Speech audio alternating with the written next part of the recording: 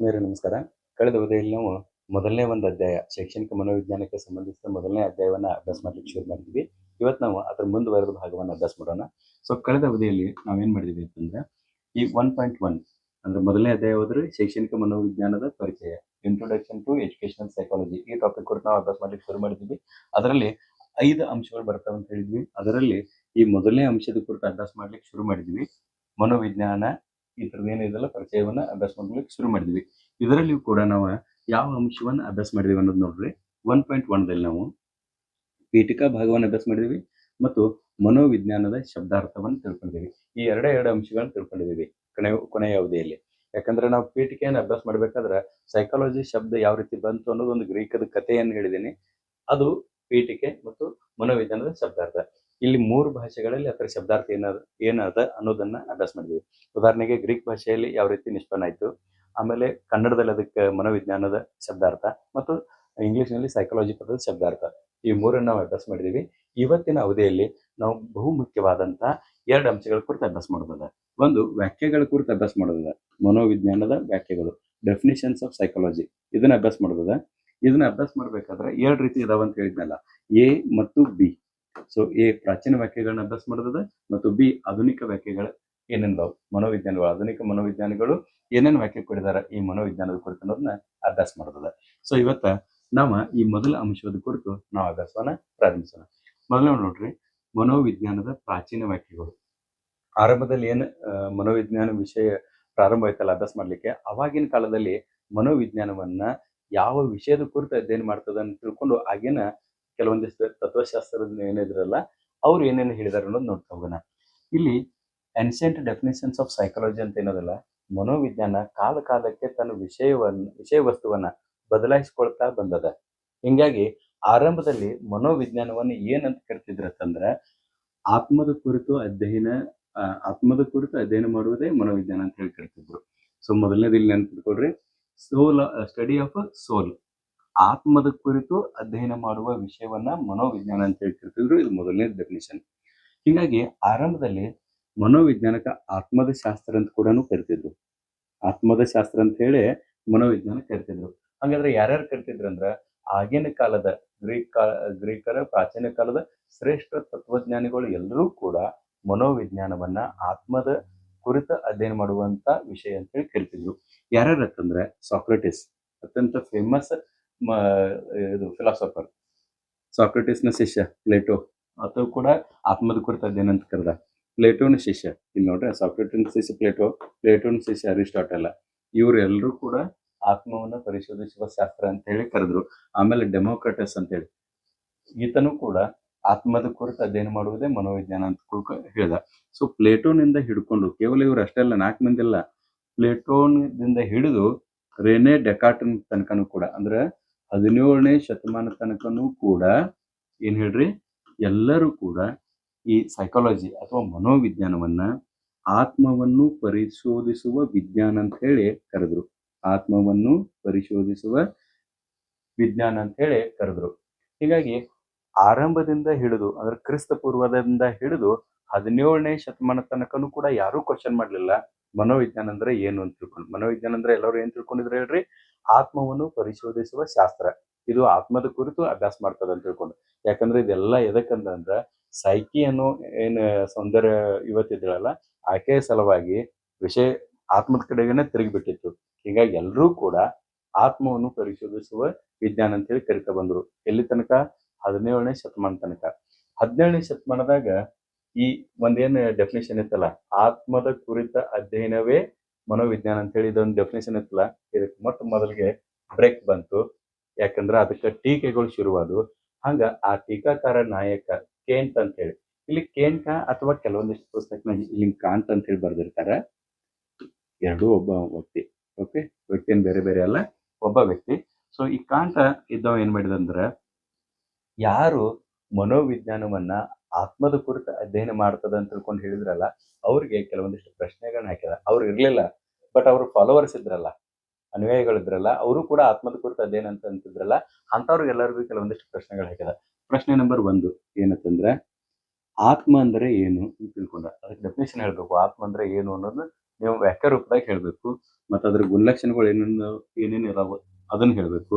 ಮತ್ತು ಅದು ಕಣ್ಣಿಗೆ ಕಾಣ್ತದ ಏನ ಅಂತ ಕೇಳಿದ. ಆತ್ಮಂದ ಕೂಡಲೇ ಕಾಣ್ಬೇಕಲ್ಲ. ಯಾವುದೇ ವಸ್ತು ಕಣ್ಣಿಗೆ ಕಾಣಿದ್ರೆ ಅಷ್ಟೇ ನಾವು ಅದನ್ನ ನಂಬುತ್ತೇವೆ, ಅದು ಸತ್ಯದ ಅಂತ ತಿಳ್ಕೊಂಡು ಹೇಳ್ತೇವೆ, ವಿಜ್ಞಾನ ಅಂತ ಹೇಳಿ ಪರಿಗಣಿಸ್ತೇವೆ. ಯಾರ್ಯಾರ ಮನೋವಿಜ್ಞಾನವನ್ನ ಆತ್ಮದ ಅಧ್ಯಯನ ಅಥವಾ ವಿಜ್ಞಾನ ಅಂತ ಹೇಳಿ ಕರೆದಿರಲ್ಲ, ಅವ್ರು ಯಾರ ಕಡೆಗೂ ಕೂಡ ಈ 3 ಪ್ರಶ್ನೆಗಳಿಗೆ ಉತ್ತರ ಇರಲಿಲ್ಲ. ಹಿಂಗಾಗಿ ಅನಿವಾರ್ಯವಾಗಿ ಆರಂಭದಲ್ಲಿ ಮನೋವಿಜ್ಞಾನ ಈ ಕೇಂಟ್ ಅಥವಾ ಕಾಂಟ್ನಿಂದ ತನ್ನ ಆತ್ಮವನ್ನ ಕಳೆದುಕೊಳ್ಳುವಂತ ಸಂದರ್ಭ ಒದಗ್ತದ. ಮತ್ತೆ ಇವು ಕೇಳಿದ ಪ್ರಶ್ನೆಗಳೆಲ್ಲಾನು ಕೂಡ ಪರ್ಫೆಕ್ಟ್ ಅದಾವ. ಯಾಕಂದ್ರೆ ಯಾರು ಆ ವಿಷಯವನ್ನ ಆತ್ಮ ಅಂತ ಹೇಳ್ತಿದ್ರಲ್ಲ, ಆತ್ಮದ ಅಧ್ಯಯನ ಅಂತ, ಅವ್ರ ಕಡೆಗೆ ಯಾವುದೂ ಕೂಡ ಈ ಪ್ರಶ್ನೆಗಳಿಗೆ ಉತ್ತರ ಇರಲಿಲ್ಲ. ಹೀಗಾಗಿ ಕಾಂಟ್ ಇಲ್ಲಿ ಗೆದ್ದು ಬಿಡ್ತಾನೆ. ಆಮೇಲೆ ಇದು ಏನು ಆತ್ಮದ ಕುರಿತ ಅಧ್ಯಯನ ಅಂತಿತ್ತಲ್ಲ, ಈ ಆತ್ಮದ ಕುರಿತ ಅಧ್ಯಯನ ಅನ್ನೋದು 17ನೇ ಶತಮಾನಕ್ಕೆ ನಿಂತು ಬಿಡ್ತದೆ. 17ನೇ ಶತಮಾನದಿಂದ ಈಚೆಗೆ ಇದಕ್ಕ ಇನ್ನೊಂದು ಹೊಸ ಡೆಫಿನೇಷನ್ ಬರ್ತದ ಮನೋವಿಜ್ಞಾನಕ್ಕೆ. 2ನೇ ಡೆಫಿನೇಷನ್ ಏನಂತಂದ್ರೆ, ಮನಸ್ಸನ್ನು ಕುರಿತ ಅಧ್ಯಯನವೇ ಮನೋವಿಜ್ಞಾನ ಅಂತ ಹೇಳಿ. ದ ಸ್ಟಡಿ ಆಫ್ ಮೈಂಡ್, ಮನಸ್ಸಿನ ಕುರಿತ ಅಧ್ಯಯನ ಮಾಡುವುದೇ ಮನೋವಿಜ್ಞಾನ ಅಂತ ಹೇಳ್ಕೊಂಡ್ರೆ ಹೊಸ ಒಂದು ವ್ಯಾಖ್ಯಾನ ನೀಡ್ತಾರೆ. ರೆನೆ ಡೆಕಾರ್ಟ್ ಇದ್ದವ್. ರೆನೆ ಡೆಕಾರ್ಟ್ ಏನಿದ್ದಲ್ಲ, ಅವನ ಕಾಲದ ತನಕನೂ ಕೂಡ ಹಂಗಾಯ್ತು. ಇವ ಈ ಮನಸ್ಸನ್ನು ಕುರಿತು ಒಂದು ಕ್ಲಿಯರ್ ಆದ ಪಿಕ್ಚರ್ ಅನ್ನು ಕೊಡ್ತಾನೆ. ಏನ್ ಕೊಡ್ತಾನಂತಂದ್ರೆ ರೆನೆ ಡೆಕಾರ್ಟ್, ಮನಸ್ಸು ಮತ್ತು ದೇಹ ಇದರ ನಡುವೆ ಗೊಂದಲಗಳು ಬೇಡ, ಮನಸ್ಸ ಬೇರೆ ಮತ್ತು ದೇಹನ ಬೇರೆ ಅಂತ ತಿಳ್ಕೊಂಡು ಹೇಳ್ತಾನೆ. ಒಂದು ಬಹಳ ಸುಂದರವಾದಂತ ಡೆಫಿನೇಷನ್ ಕೊಡ್ತಾನೆ. ಮನಸ್ಸು ಮತ್ತು ದೇಹಗಳ ವ್ಯತ್ಯಾಸವನ್ನು ಈತ ಸ್ಪಷ್ಟಪಡಿಸ್ತಾನೆ. ಯಾರು ಹೇಳ್ರಿ? ರೆನೆ ಡೆಕಾರ್ಟ್. ಆತನ ಪ್ರಕಾರ ಏನಂತಂದ್ರೆ, ಮನಸ್ಸು ಯೋಚನೆಯ ಲಕ್ಷಣಗಳನ್ನು ಹೊಂದಿದ್ರೆ ದೇಹ ಅದನ್ನ ಕಾರ್ಯರೂಪಕ್ಕೆ ತರುವಂತಹ ಲಕ್ಷಣವನ್ನ ಹೊಂದಿರ್ತದ ಅಂತ ತಿಳ್ಕೊಂಡು ಹೇಳ್ತಾರೆ. ಮತ್ತೊಂದ್ಸಲ ನೋಡ್ರಿ, ಮನಸ್ಸೇನದಲ್ಲ, ಇದು ಯೋಚನೆಯ ಲಕ್ಷಣಗಳನ್ನು ಒಂದೇದ ಇಟ್ಕೊಳ್ರಿ. ಮನಸ್ಸೇನ್ ಹೇಳ್ರಿ? ಯೋಚನೆಯ ಲಕ್ಷಣಗಳನ್ನ ಹೊಂದಿದ್ದರೆ ಅದು ಕಾರ್ಯರೂಪಕ್ಕೆ ಬರುವ ವ್ಯಾಪ್ತಿಯನ್ನ, ಯಾವ್ದು ಹೇಳ್ರಿ? ಈಗ ಮನಸ್ಸು ಏನೇನು ಯೋಚನೆ ಮಾಡ್ತದಲ್ಲ, ಅದನ್ನ ಕಾರ್ಯರೂಪಕ್ಕೆ ತರುವಂತ ವ್ಯಾಪ್ತಿ ಏನೈತಲ್ಲ, ಅದನ್ನ ದೇಹ ಲಕ್ಷಣವಾಗಿ ಹೊಂದಿರ್ತದ ಅಂತ ತಿಳ್ಕೊಂಡು ಹೇಳ್ತಾನೆ. ಇನ್ ಸಿಂಪಲ್ ಒಂದು ಎಕ್ಸಾಂಪಲ್ ಹೇಳ್ಬೇಕಂದ್ರೆ, ಈಗ ನಮ್ಮ ಮನಸ್ಸು ಒಂದು ಯೋಚನೆ ಮಾಡ್ತದ. ಗಿಡದಲ್ಲಿ ಇರುವಂತ ಒಂದು ಮಾವಿನ ಹಣ್ಣು ನೋಡ್ತದ, ಮನಸ್ಸು ಏನ್ ಮಾಡ್ತದ? ಅಂತ ತಿನ್ಬೇಕು ಅನ್ನೋದು ಬಯಸ್ತದ. ಇದು ಒಂದೇದ್ ಕೆಲಸ ಐತೆ. ಯಾವ್ದು ಹೇಳ್ರಿ? ಯೋಚನೆಯ ಲಕ್ಷಣನು ಹೊಂದಿತ್ತು ಮನಸ್ಸು. ಇದನ್ನ ಕಾರ್ಯರೂಪಕ್ಕೆ ತರಬೇಕಲ್ಲ, ತಿನ್ಬೇಕು ಅನ್ನೋದು ಮನಸ್ಸು ಹೋಗಿ ತಿಂತದೇನ? ಇಲ್ಲ. ಅದಕ್ಕೆ ಏನ್ ಮಾಡ್ತೇವೆ ಹೇಳ್ರಿ? ನಾವು ನಡೀತಾ ಹೋಗ್ತೇವೆ, ದೇಹವನ್ನು ಬೆಳೆಸ್ಕೊಳ್ತೇವಿ, ಆಮೇಲೆ ಗಿಡ ಹತ್ತೇವಿ, ಆಮೇಲೆ ಅದನ್ನ ಕಿತ್ತುತ್ತೀವಿ, ಆಮೇಲೆ ತಿಂತೀವಿ. ಸೊ ಅದು ಕಾರ್ಯರೂಪಕ್ಕೆ ತರುವಂತ ಕೆಲಸ ಯಾವ್ದು ಮಾಡ್ತೇವ್ರಿ? ಇಲ್ಲಿ ದೇಹ ಲಕ್ಷಣವನ್ನು ಹೊಂದಿತ್ತಿಲ್ಲ ಅದನ್ನ. ಸೊ ಈ ಒಂದು ಡೆಫಿನೇಷನ್ ಪರ್ಫೆಕ್ಟ್ ಆಗಿ ಈತ ರೆನೆ ಡೆಕಾರ್ಟ್ ಇದ್ದವ ಕೊಡ್ತಾನ. ಹಿಂಗಾಗಿ ಈ 17ನೇ ಶತಮಾನದಿಂದ ಈಚೆಗೆ ಏನಾಗ್ತದೆ ಅಂದ್ರೆ, ಮನಸ್ಸನ್ನು ಕುರಿತ ಅಧ್ಯಯನವೇ ಮನೋವಿಜ್ಞಾನ ಅಥವಾ ಮನಸ್ಸನ್ನು ಕುರಿತು ಅಭ್ಯಾಸ ಮಾಡುವಂತ ವಿಷಯ ಏನದಲ್ಲ, ಅದನ್ನ ಮನೋವಿಜ್ಞಾನ ಅಂತ ತಿಳ್ಕೊಂಡು ಎಲ್ಲರೂ ಒಪ್ಕೊಂಡ್ರು. ಸುಮಾರು ವರ್ಷಗಳು ಕಳೆದು ಆವಾಗ ಮತ್ತ ಇದಕ್ಕೆ ಕೆಲವೊಂದಿಷ್ಟ ಪ್ರಶ್ನೆಗಳು ಉದ್ಭವ ಆದವು ಅಥವಾ ಟೀಕೆಗಳು ಬಂದ್ಬಿಟ್ಟು. ಆವಾಗ ಟೀಕಾಕಾರರ ನಾಯಕ ಯಾರಾದ್ರಂದ್ರೆ ವ್ಯಾಟ್ಸನ್ ಅಂತಿದ್ದ. ಈ ವ್ಯಾಟ್ಸನ್ ಯಾರು ಮನಸ್ಸಿನ ಕುರಿತ ಅಧ್ಯಯನವೇ ಮನೋವಿಜ್ಞಾನ ಅಂತ ಹೇಳಿದ್ರಲ್ಲ, ಅವ್ರಿಗೆ ಪ್ರಶ್ನೆ ಕೇಳ್ತಾನೆ. ಈಗ ಮೊದಲು ಹೆಂಗ್ ಕಾಂಟ್ ಕೇಳಿದಲ್ಲ, ಆತ್ಮದ ಕುರಿತ ಅಧ್ಯಯನ ಅಂತ ಹೇಳಿ ಯಾರು ಹೇಳ್ತಿರಪ್ಪ ಬರ್ರಿ, ನಾ ಕೆಲವೊಂದಿಷ್ಟು ಪ್ರಶ್ನೆಗಳನ್ನ ಹೇಳ್ತಾನೆ, ಅದಕ್ಕೆ ಉತ್ತರವನ್ನು ಕೊಡ್ರಿ ಅಂತ ಹೇಳಿದ್ದಲ್ಲ.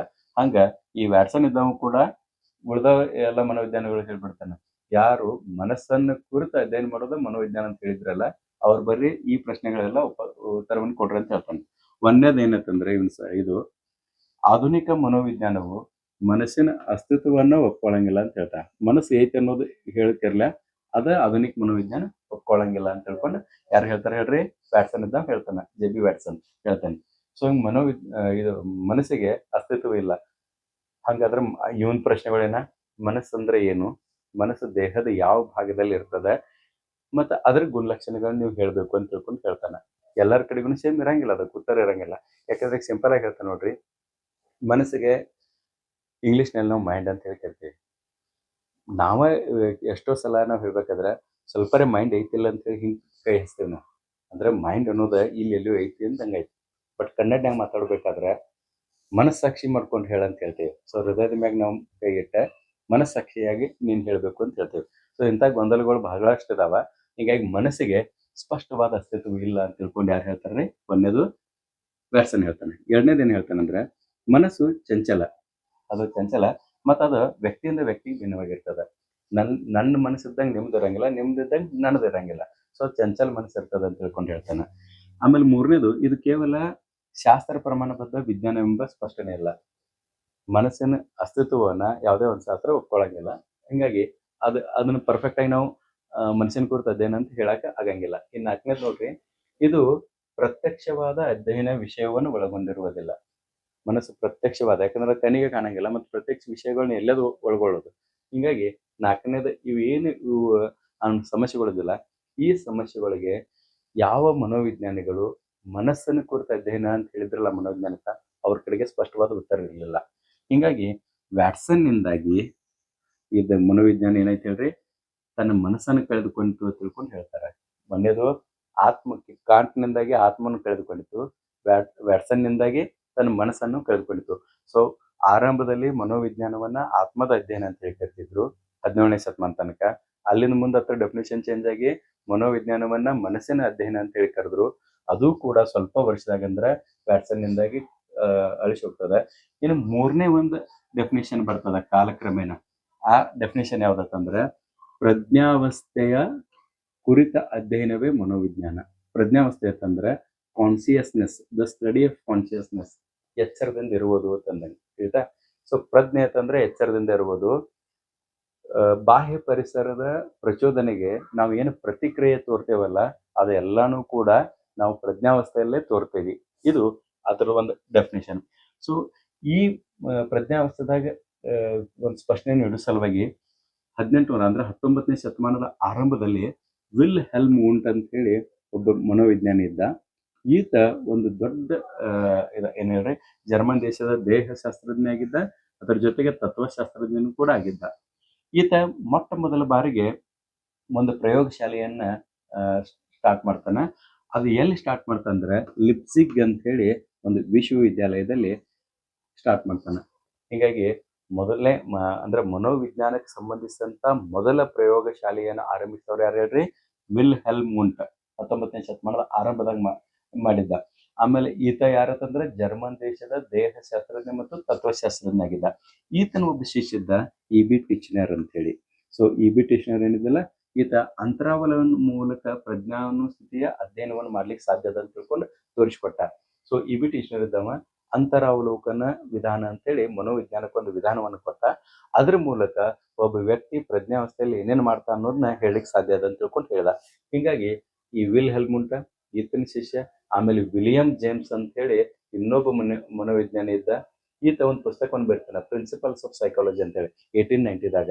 ಗೊತ್ತಾಯ್ತಾ, 1890ರಲ್ಲಿ ಪ್ರಿನ್ಸಿಪಲ್ಸ್ ಆಫ್ ಸೈಕಾಲಜಿ ಅಂತೇಳಿ ಒಂದು ಪುಸ್ತಕವನ್ನು ಬರೀತಾನೆ. ಅದು ಪ್ರಜ್ಞಾನುಭವದ ವಿಜ್ಞಾನ ಅಂತ ಹೇಳಿ ಇದು ಕರೀತಾರೆ, ಏನ್ ಹೇಳಿದ್ರೆ ಆ ಪುಸ್ತಕಕ್ಕೆ ಕರೀತಾರೆ.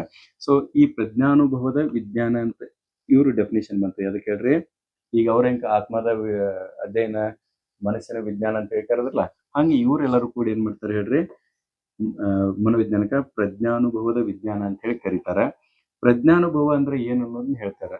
ಎಚ್ಚರದಿಂದಿರುವುದು ಅಥವಾ ಜಾಗೃತ ಅವಸ್ಥೆಯಲ್ಲಿ ಇರುವುದು ಅಂತ ತಿಳ್ಕೊಂಡು ಹೇಳ್ತಾರೆ. ನಾವು ಎಚ್ಚರ ಇರಬೇಕು ಮತ್ತು ಜಾಗೃತ ಅವಸ್ಥೆ ಒಳಗೆ ಇರಬೇಕು, ಅದಕ್ಕೆ ನಾವು ಪ್ರಜ್ಞೆ ಅಂತ ಹೇಳಿ ಕರಿತೇವೆ ಅಂತ ತಿಳ್ಕೊಂಡ್ರೆ ಈ ಎಲ್ಲಾ ಮನೋವಿಜ್ಞಾನಿಗಳು ಹೇಳ್ತಾರೆ.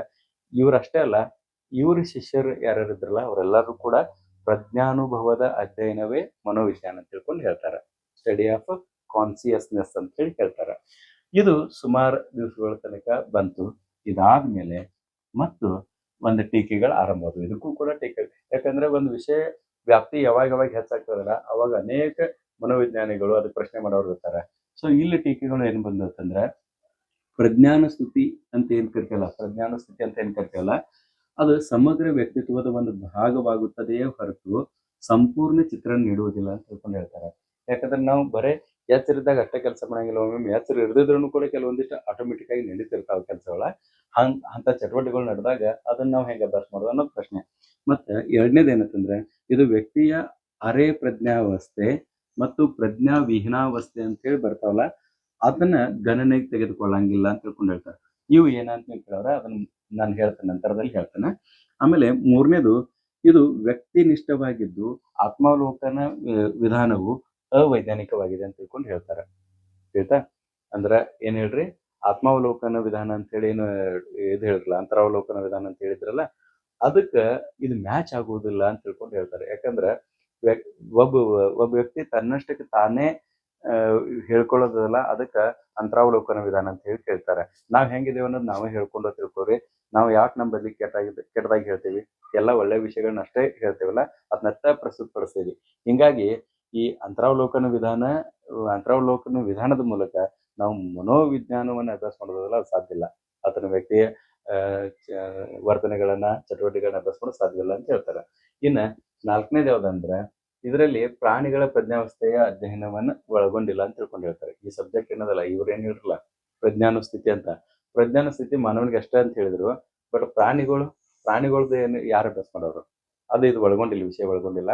ಹಿಂಗಾಗಿ ಈ ಎಲ್ಲಾ ಸಮಸ್ಯೆಗಳಿಂದಾಗಿ ಪ್ರಜ್ಞಾನುಸ್ಥಿತಿಯ ಅಧ್ಯಯನವೇ ಮನೋವಿಜ್ಞಾನ ಅಂತ ಏನ್ ಡೆಫಿನೇಷನ್ ಕೊಟ್ಟಿರಲ್ಲ ಅದು ಕೂಡ ವಿಲ್ ಹೆಲ್ಮುಂಟ, ಟಿ.ಬಿ. ಸ್ಟಿಶ್ನರ್, ಇವ್ರ ವಿಲಿಯಂ ಜೇಮ್ಸ್ ಇವ್ರದೆಲ್ಲರ ವ್ಯಾಖ್ಯೆ ಮತ್ತೆ ಇಲ್ಲಿ ಸುಳ್ಳಾಗ್ತದೆ. ಕೊನೆಗೆ ಇಲ್ಲೊಂದು ಬಹಳ ಇದು ಚಂದಾದಂತ ಒಂದು ಇದದ ನೋಡ್ರಿ, ಏನ್ ಹೇಳ್ರಿ ವಿವರಣೆ ಅದ, ಇಲ್ಲಿ ನೋಡ್ಕೊಳ್ರಿ. ಈಗ ಹೇಳ್ತಲ್ಲ ನಿಮ್ಗ ಅರೆ ಪ್ರಜ್ಞಾವಸ್ಥೆ ಮತ್ತು ಪ್ರಜ್ಞಾ ವಿಹೀನಾವಸ್ಥೆ ಅಂತ. ಯಾವಾಗ್ಲೂ ಇದು the structure of the mind ಅಂತ ಹೇಳಿ ಮನಸ್ಸಿನಾಗ 3 ರೀತಿ ಪ್ರಭೇದಗಳು ಇರ್ತಾವ, 3 ರೀತಿ ಭಾಗಗಳು ಇರ್ತಾವ. ಏನೇನಾವ್ ಭಾಗಗಳು ಅಂತಂದ್ರ ಮೊದಲನೇದು ಏನದಲ್ಲ ಇದು ಕಾನ್ಸಿಯಸ್ ಅಂತ ಹೇಳಿ. ಕಾನ್ಸಿಯಸ್ ಅಂತಂದ್ರೆ ಪ್ರಜ್ಞಾವಸ್ಥೆ ಅಂತ ಹೇಳಿ ಕರಿತೀವಿ. ಒಂದೇದು ಯಾವ್ದು ಹೇಳ್ರಿ ಪ್ರಜ್ಞಾವಸ್ಥೆ. ಈಗ ನೀವೆಲ್ಲ ಇದೇವಲ್ಲ ಇದು ನಾವು ಪ್ರಜ್ಞಾವಸ್ಥೆದಾಗ ಇದೇವಿ. ಇದು 1ನೇದು ಪ್ರಜ್ಞಾವಸ್ಥೆ ಅಂತ ಹೇಳಿ. ಇನ್ನ 2ನೇದು ಏನದಲ್ಲ, 2ನೇದು ಸಬ್ ಕಾನ್ಸಿಯಸ್ ಅಂತ ಹೇಳಿ ಬರ್ತದೆ. ಸಬ್ ಕಾನ್ಸಿಯಸ್ ಅಂತಂದ್ರೆ ಅರೆ ಪ್ರಜ್ಞಾವಸ್ಥೆ ಅರೆ ಪ್ರಜ್ಞೆ ಅಂತ ಹೇಳಿ ಬರ್ತಾನೆ ನೋಡ್ರಿ, ಅರೆ ಪ್ರಜ್ಞಾವಸ್ಥೆ ಅಂತ ಹೇಳಿ. ಸೊ ಇಲ್ಲಿ ಏನತ್ತಂದ್ರ ಅರ್ಧ ಹೆಸರು ಇರ್ತಾನ, ಅರ್ಧ ಪ್ರಜ್ಞೆದಾಗ ಇರ್ತಾನ, ಅರ್ಧ ಮಲಗಿರ್ತಾನ ತಂದಂಗ ಅವ್ನಿಗೆ ಗೊತ್ತಿರಂಗಿಲ್ಲ ಅಂತದ್ದು ಅವಸ್ಥೆ. ಇನ್ನು 3ನೇ ಅವಸ್ಥೆ ಯಾವ್ದತ್ತಂದ್ರ ಅನ್ಕಾನ್ಸಿಯಸ್ನೆಸ್ ಅಂದಂಗ ಪ್ರಜ್ಞಾ ವಿಹೀನಾವಸ್ಥೆ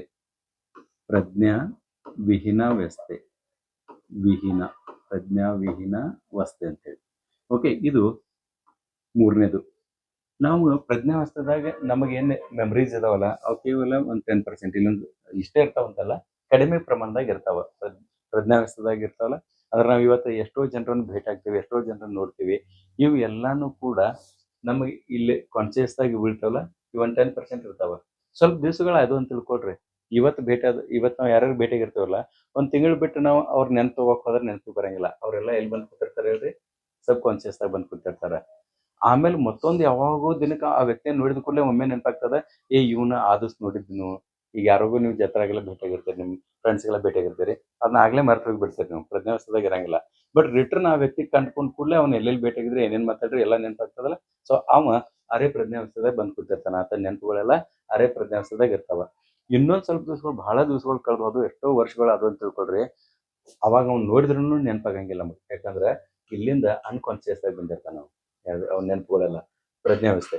ಸೊ ಇಲ್ಲಿ ಒಂದು 30% ಅಂದಾಜು ಹೇಳತ್ತಾರಿಂದ, ಇಲ್ಲಿ 30%, ಇಲ್ಲಿ ಒಂದು 60%, ಇಲ್ಲಿ 10%, ಹಿಂಗ ಒಂದು 100% ನಮ್ಮ ಮೆಮರಿ ಅಂತ ತಿಳ್ಕೊಳ್ರಿ.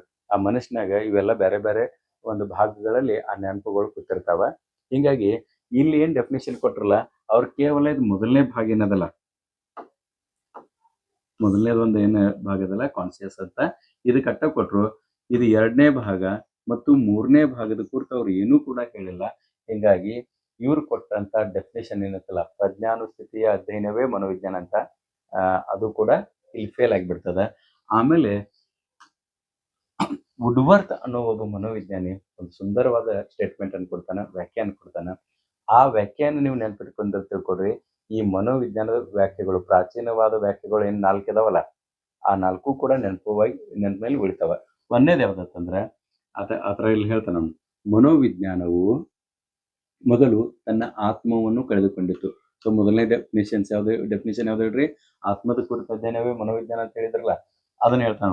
ಮನೋವಿಜ್ಞಾನವು ಮೊದಲು ಆತ್ಮವನ್ನು ಕಳೆದುಕೊಂಡಿತು, ನಂತರ ಅದು ತನ್ನ ಮನಸ್ಸನ್ನು ಕಳೆದುಕೊಂಡಿತು. 2ನೇ ಡೆಫಿನೇಷನ್, ಮನಸ್ಸಿನ ಕುರಿತ ಅಧ್ಯಯನವೇ ಮನೋವಿಜ್ಞಾನ. ಮನಸ್ಸನ್ನು ಕಳೆದುಕೊಂಡಿತು, ಅನಂತರ ಅದು ತನ್ನ ಪ್ರಜ್ಞೆಯನ್ನು ಕಳೆದುಕೊಂಡಿತು. 3ನೇ ಡೆಫಿನೇಷನ್, ಪ್ರಜ್ಞೆಯನ್ನು ಕಳೆದುಕೊಂಡಿತು. ಅದಾಗಿಯೂ ಕೂಡ ಅದು ಒಂದು ವಿಧವಾದ ವರ್ತನೆ ಉಳ್ಳದ್ದಾಗಿದೆ. ಸೊ ಆಧುನಿಕ ಡೆಫಿನೇಷನ್ ಏನೈತಿ ಹೇಳ್ರಿ, 4ನೇದ ವರ್ತನೆಯ ಕುರಿತ ಅಧ್ಯಯನವೇ ಮನೋವಿಜ್ಞಾನ. ನಾವು ಈಗಲೂ ಕೂಡ ನಾವು ಅಭ್ಯಾಸ ಏನ್ ಮಾಡ್ತೀವಲ್ಲ ಮನೋವಿಜ್ಞಾನ, ಇದನ್ನ ಏನಂತ ಅಭ್ಯಾಸ ಮಾಡ್ತೀವಿ ಹೇಳ್ರಿ, ವರ್ತನೆಯ ಕುರಿತ ಅಧ್ಯಯನವೇ ಮನೋವಿಜ್ಞಾನ ಅಂತ ಹೇಳಿ ಕರಿತೀವಿ. ಸೊ ಪ್ರಾಚೀನ 4 ವಾಕ್ಯಗಳು ಏನಿದಾವಲ್ಲ ಅದ್ರ ಮೊದಲು 3 ಇದಾವ. ಯಾವ ಹೇಳ್ರಿ, ಆತ್ಮದ ಕುರಿತ ಅಧ್ಯಯನ, ಮನಸ್ಸಿನ ಕುರಿತ ಅಧ್ಯಯನ ಮತ್ತು ಪ್ರಜ್ಞೆಯ ಕುರಿತ ಅಧ್ಯಯನ. ಆಧುನಿಕ ವಾಕ್ಯದಾಗ ಅಂದ್ರೆ ಈ 3 ವಾಕ್ಯವನ್ನ ಕಡೆಗಣಿಸಿ ಕೊನೆಗೆ ಉಳಿದಿದ್ದು ಯಾವ್ದಂದ್ರ ವರ್ತನೆಯ ಕುರಿತ ಅಧ್ಯಯನ ಅಂತ ತಿಳ್ಕೊಂಡು. ಸೊ ಇದು ಏನ್ ಹೇಳ್ರಿ ಪ್ರಾಚೀನವಾದಂತಹ 4 ವಾಕ್ಯಗಳದು. ಅದರಾಗ ವರ್ತನೆಯ ಕುರಿತ ಅಧ್ಯಯನ ಅಂತ ಏನದಲ್ಲ, ಇದಕ್ಕೆ ಹೆಚ್ಚು ಪ್ರಚಾರ ಪಡಿಸಿದಂತ ವ್ಯಕ್ತಿ ಯಾರಂದ್ರೆ ಜೆ.ಬಿ. ವ್ಯಾಟ್ಸನ್. ಸೊ ಇಲ್ಲಿ ವರ್ತನೆ ಅಂದ್ರೆ ಏನು ಅನ್ನೋದು 4ನೇ ವಾಕ್ಯ ಯಾವ್ದು ಹೇಳ್ರಿ, ವರ್ತನೆಯ ಕುರಿತ ಅಧ್ಯಯನವೇ ಮನೋವಿಜ್ಞಾನ, ದ ಸ್ಟಡಿ ಆಫ್ ಬಿಹೇವಿಯರ್ ಅಂತ ಹೇಳ್ತಿರ್ತಾರೆ. ಸೊ ವರ್ತನೆ ಅನ್ನೋದಕ್ಕೆ ಇಲ್ಲಿ ಸ್ಪಷ್ಟತೆ ಏನ್ ಕೊಡ್ತಾರೆ ನೋಡ್ರಿ, ಜೀವಿಯು ತೋರುವ ಯಾವುದೇ ರೀತಿಯ ಚಟುವಟಿಕೆ, ಯಾವುದೇ ಜೀವಿ ಅಂತಂದಾರ ಇಲ್ಲಿ ಮಾನವ ಅಂತಂದಿಲ್ಲ, ಜೀವಿ ಅಂತಂದ್ರೆ ಇಲ್ಲಿ ಪ್ರಾಣಿಗಳು ಬಂದು ಮನುಷ್ಯರು ಕೂಡ ಬಂದ್ರು. ಯಾವುದೇ ಒಂದು ಜೀವಿ ತೋರುವಂತ ಪ್ರತಿಕ್ರಿಯೆ ಏನದಲ್ಲ, ಅದಕ್ಕೆ ನಾವು ಏನಂತ ಕರಿತೀವಿ ಹೇಳ್ರಿ, ಚಟುವಟಿಕೆ ಅಂತ ಹೇಳಿ ಕರಿತೀವಿ. ಸೊ ಇದು ಏನಂತ ವರ್ತನೆ ಅಂತ ಹೇಳಿ ಕರಿತೀವಿ. ಜೀವಿ ತೋರುವಂತ ಯಾವುದೇ ರೀತಿಯ ಚಟುವಟಿಕೆಯನ್ನ ನಾವೇನ್ ಕರಿತೀವಿ ಹೇಳ್ರಿ, ವರ್ತನೆ ಅಂತ ಹೇಳಿ ಕರಿತೀವಿ. ಸೊ ಇಲ್ಲಿ ವರ್ತನೆ ಅಂತಂದ್ರೆ ಎಕ್ಸಾಕ್ಟ್ ಏನೇನು ತಿಳ್ಕೊಬೇಕಾಯ್ತು ಅಂತ ತಿಳ್ಕೊಡ್ರಿ. ಇಲ್ಲಿ ಏನೇನೈತಿ ನೋಡ್ರಿ ವರ್ತನೆಗೆ ಎಕ್ಸಾಂಪಲ್: ನಡೆಯೋದ, ಬರೆಯೋದು, ಯೋಚನೆ ಮಾಡೋದು, ಆಟವಾಡೋದು, ಕೂಗೋದು, ನೀವು ಏನ್ ಬೇಕಾದ ಮಾಡ್ರಿ, ಅವೆಲ್ಲ ಏನಾಗ್ತಾವಲ್ರಿ ಚಟುವಟಿಕೆ ಅನ್ಸ್ಕೊಳ್ತಾವ. ಅದೇ ಚಟುವಟಿಕೆ ಏನಾಗ್ತದೆ ಹೇಳ್ರಿ, ವರ್ತನೆ ಅಂತ ಅನ್ಸ್ಕೊಳ್ತದೆ. ಸೊ ಇಲ್ಲಿ ನೋಡ್ರಿ, ಇಲ್ಲಿ ಕೆಲವೊಂದಿಷ್ಟು ಪಿಕ್ಚರ್ ಬಿಡಿದ ನೋಡ್ರಿ, ಈ ಪಿಕ್ಚರ್ ನೋಡ್ರಿ ಗೊತ್ತಾಗ್ತದೆ. ಇಲ್ಲಿ ಒಬ್ಬ ವ್ಯಕ್ತಿ ಓದ್ಕೋತ್ ಕೂತಿದ್ದಾನೆ, ನೀವು ಈಗ ಬರ್ಕೋತ್ ಕೂತಿದ್ದಾಳೆ, ಧ್ಯಾನ ಮಾಡ್ತಿದಾರೆ. ಇಲ್ಲಿ ಇವ್ ನಡ್ಕೋತ್ ಹೊಂಟಿದ್ದಾನೆ, ಇಲ್ಲಿ ಇವ್ ಮ್ಯೂಸಿಕ್ ಕೇಳತ್ತಾನ, ಇಲ್ಲಿ ಯೋಗ ಮಾಡ್ತಿದ್ದಾನೆ, ಆಮೇಲೆ ಇಲ್ಲಿ ಮಾತನಾಡ್ತಾ ಇದ್ದಾನೆ, ಹಿಂಗ ಇಲ್ಲಿ ಬರಿತಾ ಇದ್ದಾನೆ, ಈತ ನಿಂತು ಬಿಟ್ಟಿದ್ದಾನೆ. ಇವು ಎಲ್ಲಾನು ಕೂಡ ಏನ್ ಹೇಳ್ರಿ, ವರ್ತನೆ. ಗೊತ್ತಾಯ್ತಾ? ನೀವು ಕುಂತ್ ಕೇಳತ್ತೀರಿ, ನಾನು ನಿಂತು ಕೇಳತ್ತೇನೆ, ಇವು ಕೂಡ ವರ್ತನೆ. ಓಕೆ. ಸೊ ಈ ವರ್ತನೆಯ ಕುರಿತ ಅಧ್ಯಯನವೇ ಮನೋವಿಜ್ಞಾನ ಅಂತ ತಿಳ್ಕೊಂಡ ಜೆ.ಬಿ. ವ್ಯಾಟ್ಸನ್ ಇಂದ ಈಚೆಗೆ ಏನಿದಾರಲ್ಲ ಆ ಎಲ್ಲ ಮನೋವಿಜ್ಞಾನಿಗಳು ಒಪ್ಕೊಂಡಂತ ಸರ್ವಸಮ್ಮತವಾದಂತಹ ಒಂದು ವ್ಯಾಖ್ಯೆ. ಇನ್ನು ವೈಜ್ಞಾನಿಕವಾಗಿ ಈ ವರ್ತನೆಗೆ ಒಂದು ವ್ಯಾಖ್ಯಾನ ಕೊಡ್ಬೇಕಾದ್ರೆ ಏನು ವ್ಯಾಖ್ಯಾನ ಕೊಡಿದಾರೆ ಅಂತಂದ್ರೆ, ಒಂದು ಪ್ರಚೋದನೆಗೆ ಅಥವಾ ಹಲವು ಪ್ರಚೋದನೆಗಳ ಗುಂಪಿಗೆ ಒಂದು ಜೀವಿಯು ತೋರುವಂತಹ ಪ್ರತಿಕ್ರಿಯೆ ಅಥವಾ ಅನುಕ್ರಿಯೆ ಏನದಲ್ಲ, ಅದನ್ನ ನಾವು ವರ್ತನೆ ಅಂತ ಹೇಳಿ ಕರಿತೀವಿ. ಓಕೆ. ಈ ನೋಡ್ರಿ ಮತ್ತೊಂದ್ಸಲ, ಒಂದು ಪ್ರಚೋದನೆಗೆ ಅಥವಾ ಹಲವು ಪ್ರಚೋದನೆಗಳ ಗುಂಪಿಗೆ ಜೀವಿಯು ತೋರುವಂತಹ ಅನುಕ್ರಿಯೆ ಅಥವಾ ಪ್ರತಿಕ್ರಿಯೆ ಏನದಲ್ಲ, ಅದಕ್ಕೆ ನಾವೇನ್ ಕರಿತೀವಿ ಹೇಳ್ರಿ, ವರ್ತನೆ ಅಂತ ಹೇಳಿ ಕರಿತೀವಿ. ಈ ವರ್ತನೆಯಲ್ಲಿ 2 ರೀತಿ ಡಿವೈಡ್ ಮಾಡಿದ್ದಾರೆ. ವರ್ತನೆ ಅಂತಂದ್ರೆ ಏನ್ ಹೇಳ್ರಿ, ಬಿಹೇವಿಯರ್. ಈ ಬಿಹೇವಿಯರ್ದಾಗ 2 ರೀತಿ ಇದಾವ. ಒಂದು ಆಂತರಿಕ, ಇಂಟರ್ನಲ್ ಅಂತ ಹೇಳ್ತೀವಿ. ಇನ್ನೊಂದು ಎಕ್ಸ್ಟರ್ನಲ್, ಬಾಹ್ಯ ಅಂತ ಹೇಳ್ತೀವಿ. ಇಂಟರ್ನಲ್ ಯಾವ್ದಕ್ಕಂದ್ರೆ ಮಾನಸಿಕ. ಗೊತ್ತಾಯ್ತಾ? ಇವು ಕಣ್ಣಿಗೆ ಕಾಣಂಗಿಲ್ಲ. ಇಂಟರ್ನಲ್ ಯಾವ ಇವು ಅಂತಾರೋ ಅವು ಕಣ್ಣಿಗೆ ಕಾಣಂಗಿಲ್ಲ. ಮತ್ತೆ ಬಾಹ್ಯ ಯಾವ್ದಾವಲ್ಲ, ದೈಹಿಕ, ಅವು ದೈಹಿಕವಾಗಿದಾವ, ಅವು ಕಣ್ಣಿಗೆ ಕಾಣ್ತಾವ. ಇವು ಕಣ್ಣಿಗೆ ಕಾಣಂಗಿಲ್ಲ, ಇವು ಕಣ್ಣಿಗೆ ಕಾಣ್ತಾವ. ವರ್ತನೆದಾಗ ಕಣ್ಣಿಗೆ ಕಾಣೋದನ್ನು ಇರ್ತಾವ. ಗೊತ್ತಾಯ್ತಾ? ಈಗ ಒಂದೊಂದ್ಸಲ ನೋಡ್ರಿ, ಕಣ್ಣಿಗೆ ಕಾಣಂಗಿಲ್ಲ, ಬಟ್ ಈಗ ಒಂದು ಕ್ಲಾಸ್ನಾಗ ನೀವು ಹುಡುಗರು ಭಾಳ ಗದ್ದಲ ಹಾಕಿದ್ರೆ ನೀವೇನ್ ಮಾಡ್ತೀರಿ, ಸಿಟ್ಲೆ ನೋಡ್ತೀರಿ, ನೋಡ್ದಲ್ಲ. ಅದು ನಿಮ್ ಒಳಗೆ ಎಷ್ಟು ಸಿಟ್ಟೈತಿ ಅನ್ನೋದು ಗೊತ್ತಾಗಿಲ್ಲ, ಬಟ್ ಸಿಟ್ಟಿಂದ ನೋಡ್ತೀರಿ ಅನ್ನೋದು ಮಾತ್ರ ಗೊತ್ತಾಗ್ತದೆ. ಗೊತ್ತಾಯ್ತಾ? ಅಥವಾ ನೀವು ವ್ಯಕ್ತಿ ಬದಲಿ ಯೋಚನೆ ಮಾಡ್ತಿರ್ತೀರಿ, ಕಣ್ಣಿಗೆ ಕಾಣಂಗಿಲ್ಲ ಬಟ್ ಯೋಚನೆ ಮಾಡ್ತಿರ್ತಿರಲ್ಲ, ಯೋಚನೆ ಏನ್ ಮಾಡ್ತಿರಲ್ಲ ಅದು ಇಲ್ಲಿ ಇಂಟರ್ನಲ್ ಬಿಹೇವಿಯರ್ ಅಂತ ಅನ್ಸ್ಕೊಳ್ತದ, ಆಂತರಿಕ ಇದು ವರ್ತನೆ ಅನ್ಸ್ಕೊಳ್ತದೆ. ಮತ್ತೆ ನೀವು ಉಳಿದದ್ದೆಲ್ಲ ಚಟುವಟಿಕೆಗಳು ಇದಾಗ ಏನೇನು ತೋರಿಸಲ್ಲ ಅವೆಲ್ಲಾನು ಕೂಡ ಬಾಹ್ಯ ಅಂತ ಅನ್ಸ್ಕೊಳ್ತಾವ, ವರ್ತನೆ ಅಂತ ಅನ್ಸ್ಕೊಳ್ತಾವ. ಇವ 2 ಪ್ರಕಾರ. ಇನ್ನ ಮನೋವಿಜ್ಞಾನದ ವ್ಯಾಖ್ಯೆಗಳ ತರ ಇನ್ನು ಮತ್ತೊಂದು ನೋಡ್ರಿ, ಜೆ.ಬಿ. ವ್ಯಾಟ್ಸನ್ ಅಂತ ಏನದಲ್ಲ, ಇವ್ರು ಏನ್ ಹೇಳ್ತಾರಂದ್ರೆ, ಈ ವರ್ತನೆ ಕುರಿತು ಹೇಳ್ಬೇಕಾದ್ರೆ, ಮನೋವಿಜ್ಞಾನವು ವರ್ತನೆಯ ಅಧ್ಯಯನವಾಗಿದೆ ಅಂತ ತಿಳ್ಕೊಂಡು ಹೇಳಿದವ್ರು ಯಾರು ಹೇಳ್ರಿ, ಜೆ.ಬಿ. ವ್ಯಾಟ್ಸನ್. ವರ್ತನೆ ಅಂದ್ರೆ ವಸ್ತುನಿಷ್ಠವಾಗಿ ವೀಕ್ಷಿಸಬಹುದಾದಂತ ಯಾವುದೇ ಒಂದು ಕ್ರಿಯೆ ಅಥವಾ ಚಟುವಟಿಕೆ ಅಂತ ಹೇಳ್ತಾರೆ. ಜೆ.ಬಿ. ವ್ಯಾಟ್ಸನ್ ಈ ವರ್ತನವಾದಿಗಳಲ್ಲಿ ಪ್ರಮುಖವಾದಂತ ವ್ಯಕ್ತಿ. ಇನ್ನು ಆಧುನಿಕ ವ್ಯಾಖ್ಯೆಗಳು ಏನೇನಿದಾವ ಅನ್ನೋದನ್ನ ಒಂದ್ಸಲ ನಾವು ನೋಡ್ಕೋತ ಹೋಗೋಣ. ಬಿ ಯಾವ್ದು ಹೇಳ್ರಿ, ಬಿದಾಗ ಮನೋವಿಜ್ಞಾನದ ಆಧುನಿಕ ವ್ಯಾಖ್ಯೆಗಳು ಅಂತ ಹೇಳಿ ಮೊದಲನೇ ಒಂದು ವ್ಯಾಖ್ಯಾನ ಕೊಟ್ಟವ್ರು ಯಾರತ್ತಂದ್ರ ವುಡ್ವರ್ತ್. ಈ ಮೊದಲನೇದು ನೋಡ್ರಿ, ವುಡ್ವರ್ತ್ ಮತ್ತು ಮಾರ್ಕ್ವಿಸ್ ಅಂತ ಹೇಳಿ ಇವರು ಆಧುನಿಕ ಮನೋವಿಜ್ಞಾನಿಗಳು ಇದ್ರು ಕೂಡ. ಇವರಿಬ್ರು ಸೇರಿ ಮನೋವಿಜ್ಞಾನದ ಕುರಿತ ಒಂದು ವ್ಯಾಖ್ಯಾನ ಕೊಟ್ಟಿದ್ದಾರೆ. ಪರಿಸರಕ್ಕೆ ಸಂಬಂಧಿಸಿದಂತೆ ವ್ಯಕ್ತಿಯ ಚಟುವಟಿಕೆಗಳ ವೈಜ್ಞಾನಿಕ ಅಧ್ಯಯನವೇ ಮನೋವಿಜ್ಞಾನ. ಅಂದ್ರೆ ಪರಿಸರದ ಪ್ರಭಾವದಿಂದಾಗಿ ಒಬ್ಬ ವ್ಯಕ್ತಿ ಏನೇನು ಅನುಕ್ರಿಯೆ ಅಥವಾ ಪ್ರತಿಕ್ರಿಯೆಯನ್ನು ತೋರ್ತಾನಲ್ಲ, ಅವುಗಳನ್ನ ಅಭ್ಯಾಸ ಮಾಡೋದಲ್ಲ, ಅದು ಮನೋವಿಜ್ಞಾನ ಅಂತೇಳಿ ಅನ್ಸ್ಕೊಳ್ತದ ಅಂತ ತಿಳ್ಕೊಂಡು ಇವರಿಬ್ರು ಈ ವ್ಯಾಖ್ಯಾನ ಕೊಡಿದ್ದಾರೆ. ಇಲ್ಲಿ ವ್ಯಾಖ್ಯೆಗಳನ್ನ ಕೆಲವೊಂದಿಷ್ಟು ನೀವು ಏನು ಬಹಳ ಏನು ಇದು ಮಾಡ್ಬೇಕಂತಿಲ್ಲ, ಆತರ ಸಂಶೋಧನೆ ಮಾಡ್ಬೇಕು, ಆತರ ಇನ್ನಷ್ಟು ಅರ್ಥವನ್ನು ತಿಳ್ಕೊಬೇಕಂತಿಲ್ಲ. ನೆನಪಿನಾಗ ಇಟ್ಕೊಳ್ರಿ ಯಾವ ವ್ಯಾಖ್ಯಾನ ಯಾರು ಹೇಳಿದಾರೆ ಅಂತ ತಿಳ್ಕೊಂಡು. ಒಂದು 6 ಪ್ರಮುಖವಾದಂತ ವ್ಯಾಖ್ಯೆಗಳನ್ನ ಹೇಳ್ತಾನೆ ನಿಮ್ಗೆ. ಎರಡನೇದು ಕ್ರೋ ಅಂಡ್ ಕ್ರೋ, ಯಾಕಂದ್ರೆ ರಿಪೀಟ್ ಈ ವ್ಯಾಖ್ಯೆಗಳನ್ನ ಬಂದಿರ್ತಾವ ಇದ್ರಾಗೆಲ್ಲ ಎಕ್ಸಾಮ್ಸ್ಗೆಲ್ಲ. ಸೊ ಅದನ್ನ ನೀವು ನೋಡ್ರೆ ಸಾಕಷ್ಟ. ಕ್ರೋ ಅಂಡ್ ಕ್ರೋ ಫೇಮಸ್ ಇವರು ಕೂಡ 2 ಜನ. ಸೊ ಇವ್ರು ಏನು ಕೊಡ್ತಾರ ವಾಕ್ಯ ಅಂತಂದ್ರೆ ಮನೋವಿಜ್ಞಾನಕ್ಕೆ, ಮಾನವನ ವರ್ತನೆ ಹಾಗೂ ಮಾನವನ ಅಂತರ ಸಂಬಂಧಗಳ ಅಧ್ಯಯನವೇ ಮನೋವಿಜ್ಞಾನ. ಒಬ್ಬ ವ್ಯಕ್ತಿ ಇನ್ನೊಬ್ಬ ವ್ಯಕ್ತಿ ಜೊತೆಗೆ ಯಾವ ರೀತಿ ವರ್ತಿಸ್ತಾನ ಅಥವಾ ಗುಂಪಿನ ಜೊತೆಗೆ ವರ್ತಿಸ್ತಾನ ಅನ್ನೋದಿದಲ್ಲ, ಆ ವರ್ತನೆ ಕುರಿತು ಅಧ್ಯಯನ ಮಾಡೋದು ಅನ್ನೋದಲ್ಲ, ಅದೇನು ಹೇಳ್ರಿ ಮನೋವಿಜ್ಞಾನ ಅಂತ ತಿಳ್ಕೊಂಡು ಕ್ರೋ ಅವ್ರು ಹೇಳ್ತಾರೆ. ಇನ್ನು ಮೂರನೇದು ಏನಂತಂದ್ರೆ ಈಜಿ ಬೋರಿಂಗ್ ಅಂತ ಏನಿದಾರಲ್ಲ, ಇವ್ರು ಏನ್ ಹೇಳ್ತಾರಂದ್ರ ಮಾನವ ಸ್ವಭಾವದ ಅಧ್ಯಯನವೇ ಮನೋವಿಜ್ಞಾನ ಅಂತ ತಿಳ್ಕೊಂಡು ಹೇಳ್ತಾರೆ. ಮಾನವನ ಸ್ವಭಾವ ಯಾವ ರೀತಿ ಅದ ಅಂದ್ರೆ, ಸ್ವಭಾವ ಅಂದ್ರೂ ವರ್ತನೆನ ಬಂತು, ಯಾವ ರೀತಿ ಅದ, ಒಳ್ಳೇದದನು ಕೆಟ್ಟದ್ದದನು. ಒಳ್ಳೇದಿದ್ರೆ ಅದ್ರ ಮೇಲೆ ಅದಕ್ಕೆ ಹಿನ್ನೆಲೆ ಏನೇನು ಪ್ರಭಾವ ಬೀರಿದಾವ ಅಂಶಗಳು ಅನ್ನೋದನ್ನ ನೋಡ್ಬೇಕು. ಮತ್ತೆ ಕೆಟ್ಟದಾಗಿದ್ರೆ ಈ ವ್ಯಕ್ತಿ ಯಾಕೆ ಕೆಟ್ಟದಾಗಿ ವರ್ತನೆ ಮಾಡ್ಕಾನು ಅನ್ನೋದನ್ನ ಅಧ್ಯಯನ ಮಾಡೋದಲ್ಲ, ಅದಕ್ಕೆ ಮನೋವಿಜ್ಞಾನ ಅಂತ ತಿಳ್ಕೊಂಡು ಹೇಳ್ತಾರೆ. ಬಹಳ ಒಳ್ಳೇದಂತ ಡೆಫಿನೇಷನ್ ಕೊಡಿದ್ದಾರೆ. ಇನ್ನು ಯಾಕಂದ್ರೆ ಇ ವ್ಯಾಟ್ಸನ್ ಅಂತೇಳಿ ಇವ್ರು ಬೇರೆ, JB ವ್ಯಾಟ್ಸನ್ ಬೇರೆ, ಇ ವ್ಯಾಟ್ಸನ್ ಬೇರೆ. ಇ ವ್ಯಾಟ್ಸನ್ ಅಂತ ಏನಿದಾರಲ್ಲ, ಇವರು ಮನೋವಿಜ್ಞಾನವು ವರ್ತನೆಯ ಧನಾತ್ಮಕ ವಿಜ್ಞಾನವಾಗಿದೆ ಅಂತ ತಿಳ್ಕೊಂಡು ಹೇಳ್ತಾರೆ. ಸೊ ಇಲ್ಲಿ ಧನಾತ್ಮಕ ವಿಜ್ಞಾನ ಅಂತ ಏನದಲ್ಲ, ಇದನ್ನ ಒಂದು ನೀವು ನೆನಪಿನಾಗ ಇಟ್ಕೋಬೇಕು. ವ್ಯಾಖ್ಯೆ ಧನಾತ್ಮಕ ವಿಜ್ಞಾನ ಅಂತ ಹೇಳಿ ಬಂತ ತಿಳ್ಕೊಡ್ರಿ, ಅದೇ ಇ ವ್ಯಾಟ್ಸನ್ ಅದ ಅಂತ ತಿಳ್ಕೊಂಡು ನೀವು ಅರ್ಥ ಮಾಡ್ಕೊಳ್ಬೇಕು. ಮನೋವಿಜ್ಞಾನವು ವರ್ತನೆಯ ಧನಾತ್ಮಕ ವಿಜ್ಞಾನವಾಗಿದೆ ಅಂತ ತಿಳ್ಕೊಂಡು. ಓಕೆ, ಇನ್ ನೆಕ್ಸ್ಟ್ 5ನೇ ಡೆಫಿನಿಷನ್ CE ಸ್ಕಿನ್ನರ್ ಅಂತ ಹೇಳಿ. ಇವ್ರ ಡೆಫಿನಿಷನ್ ಏನ್ ನೋಡ್ರಿ, ಜೀವನದಲ್ಲಿ ನಾವು ಎದುರಿಸುವ ಎಲ್ಲಾ ಬಗೆಯ ಸನ್ನಿವೇಶಗಳಿಗೆ ತೋರುವ ಪ್ರತಿಕ್ರಿಯೆಯನ್ನು ಕುರಿತು ಅಭ್ಯಸಿಸುವುದೇ ಮನೋವಿಜ್ಞಾನ ಅಂತ ಹೇಳ್ತಾರೆ. ಯಾರು ಹೇಳ್ರಿ? ಸ್ಕಿನ್ನರ್. CE ಸ್ಕಿನ್ನರ್ ಅಂತ ಏನದಲ್ಲ ಅಂದ್ರೆ, ನಾವು ಇಡೀ ನಮ್ಮ ಜೀವಮಾನದಾಗ ನಾವು ಏನೇನ್ ಮಾಡ್ತೇವಲ್ಲ, ಆ ಸಂದರ್ಭದಲ್ಲಿ ನಾವು ಎಷ್ಟೋ ಬಗೆಯ ಸನ್ನಿವೇಶಗಳಿಗೆ ಪ್ರತಿಕ್ರಿಯೆಯನ್ನು ತೋರ್ತೇವೆ. ಚಲೋ ಸನ್ನಿವೇಶ ಇರ್ಬೋದು ಅಥವಾ ಕೆಟ್ಟ ಸನ್ನಿವೇಶ ಇರ್ಬೋದು, ಒಟ್ಟಾರೆ ನಮ್ಮ ಜೀವನದಾಗ ಏನೇನು ಪ್ರತಿಕ್ರಿಯೆ ತೋರ್ತೇವಲ್ಲ, ಆ ಎಲ್ಲಾ ಪ್ರತಿಕ್ರಿಯೆಗಳನ್ನ ಅಭ್ಯಾಸ ಮಾಡೋದು ಏನದಲ್ಲ, ಅದಕ್ಕೆ ನಾವು ಮನೋವಿಜ್ಞಾನ ಅಂತ ತಿಳ್ಕೊಂಡು ಯಾರು ಹೇಳ್ತಾರೆ ಹೇಳ್ರಿ? CE ಸ್ಕಿನ್ನರ್ ಅವ್ರು ಹೇಳ್ತಾರೆ. ಇನ್ನ BF ಸ್ಕಿನ್ನರ್ ಅಂತ ಹೇಳಿ ಇನ್ನೊಬ್ಬರ ಮನೋವಿಜ್ಞಾನಿ. ಇವ್ರೇನ್ ಹೇಳ್ತಾರಂದ್ರ, ಮನೋವಿಜ್ಞಾನವು ವರ್ತನೆ ಮತ್ತು ಅನುಭವಗಳ ವಿಜ್ಞಾನವಾಗಿದೆ ಅಂತ ತಿಳ್ಕೊಂಡು ಹೇಳ್ತಾರೆ. ಮನೋವಿಜ್ಞಾನವು ವರ್ತನೆ ಮತ್ತು ಅನುಭವಗಳ ವಿಜ್ಞಾನವಾಗಿದೆ ಅಂತ ತಿಳ್ಕೊಂಡು ಹೇಳ್ತಾರೆ. ಸೊ ಈ 6 ಜನರ ಆಧುನಿಕ ಮನೋವಿಜ್ಞಾನಿಗಳ ಡೆಫಿನೇಷನ್ಸ್ ಏನದಾವಲ್ಲ, ಇದನ್ನ ಸ್ವಲ್ಪ ನೀವು ಬಯಾಟ್ ಹಾಕ್ರಿ, ನೆನಪಿನಾಗ ಇಟ್ಕೊಡ್ರಿ. ಇದ್ರ ಹೆಚ್ಚಿಗೆ ಡೆಫಿನೇಷನ್ಸ್ನೆಲ್ಲ ಕೇಳೋದು ಬಿಟ್ಬಿಟ್ಟಿದ್ದಾರೆ. ಬಟ್ ಮನೋವಿಜ್ಞಾನ ಆಕ್ಚುಲಿ ಏನ್ ಅನ್ನೋದ್ರ ಕುರಿತ ಬೇರೆ ಬೇರೆ ವ್ಯಕ್ತಿಗಳು ಬೇರೆ ಬೇರೆ ರೀತಿ ಹೇಳಿದ್ದಾರೆ. ಬಟ್ ಎಲ್ಲಾ ಆಧುನಿಕ ಮನೋವಿಜ್ಞಾನಿಗಳ ಒಂದು ಡೆಫಿನೇಷನ್ ಏನದಲ್ಲ, ಅದು ಮುಖ್ಯವಾಗಿ ಒಂದೇ ವಿಷಯಕ್ಕೆ ಸಂಬಂಧಪಟ್ಟಿದ್ದದ. ಏನ್ ಹೇಳ್ರಿ? ವರ್ತನೆ ಅಧ್ಯಯನ. ಸೊ ಇವತ್ತಿನ ಈ ಒಂದು ಅವಧಿ ಏನದಲ್ಲ, ಇದ್ರಾಗ ನಾವು ಏನ್ ಅಭ್ಯಾಸ ಮಾಡಿದ್ವಿ ಅಂದ್ರೆ, ಮನೋವಿಜ್ಞಾನದ ಪ್ರಾಚೀನ ವಾಕ್ಯಗಳು ಯಾವ ರೀತಿ ಹಂತ ಹಂತವಾಗಿ ಮನೋವಿಜ್ಞಾನ ತನ್ನ ವಿಷಯವನ್ನ ಬದಲಾಯಿಸ್ಕೊಳ್ತಾ ಬಂತು. ಆಮೇಲೆ ಆಧುನಿಕ ಕಾಲಕ್ಕೆ ಬಂದಾಗ ನಿರ್ದಿಷ್ಟವಾಗಿ ಒಂದ ವಿಷಯಕ್ಕೆ ಸಂಬಂಧಪಟ್ಟಂತೆ ಕಾನ್ಸ್ಟೆಂಟ್ ಆಗಿ ನಿಂತು. ಆ ವಿಷಯ ಯಾವ್ದಂದ್ರೆ ವರ್ತನೆ. ಸೊ ಈಗ ಪ್ರೆಸೆಂಟ್ಗೆ ಎಲ್ಲಾ ಮನೋವಿಜ್ಞಾನಿಗಳು ಮತ್ತೆ ಎಲ್ಲರೂ ಒಪ್ಕೊಳ್ಳುವಂತ ಒಂದೇ ಒಂದು ಸಂಗತಿ, ಒಂದೇ ಒಂದು ವ್ಯಾಖ್ಯೆ ಅಂತಂದ್ರೆ, ವರ್ತನೆಯ ಕುರಿತ ಅಧ್ಯಯನವೇ ಮನೋವಿಜ್ಞಾನ. ಸೊ ನಾವು ಫೈನಲಿ ಏನ್ ಮಾಡ್ತೀವಿ ಅಂದ್ರೆ, ಮನುಷ್ಯನ ವರ್ತನೆಯ ಕುರಿತ ಅಭ್ಯಾಸ ಮಾಡುವಂತ ಒಂದು ವಿಷಯ ವಸ್ತುವನ್ನ ನಾವು ತಿಳಿದುಕೊಳ್ಳೋದಲ್ಲ, ಅದೇ ಮನೋವಿಜ್ಞಾನ ಅಂತಂದ್ರೆ. ಓಕೆ, ಸೊ ಇವಿಷ್ಟು ಇವತ್ತಿನ ಒಂದು ಅವಧಿಯಲ್ಲಿ ನಾವು ಅಭ್ಯಾಸ ಮಾಡಿದ್ದೀವಿ. ಇನ್ನು ಮುಂದಿನ ಅವಧಿಯಲ್ಲಿ ಮನೋವಿಜ್ಞಾನದ ಸ್ವರೂಪ, ವ್ಯಾಪ್ತಿ ಮತ್ತು ಅದರ ಗುರಿಗಳು ಏನಿದಾವಲ್ಲ, ಇವುಗಳ ಕುರಿತು ನಾವು ಅಭ್ಯಾಸ ಮಾಡೋಣ. ಅಲ್ಲಿವರೆಗೂ ನಮಸ್ಕಾರ. ನಿಮಗೆ ಈ ಒಂದು ವಿಷಯದಲ್ಲಿ ಏನಾದರೂ ಮತ್ತೆ ಕೇಳಬೇಕು ಅಂತ ಅನಿಸಿದ್ರೆ, ಮತ್ತೆ ನಿಮಗೆ ಹೇಳ್ತಾನಲ್ಲ, ಕಮೆಂಟ್ ಬಾಕ್ಸ್ನಲ್ಲಿ ತಾವು ಮೆಸೇಜ್ ಹಾಕಿರಿ, ನಾನು ಅದಕ್ಕೆ ರಿಪ್ಲೈ ಮಾಡ್ತೀನಿ. ಓಕೆ, ಧನ್ಯವಾದ.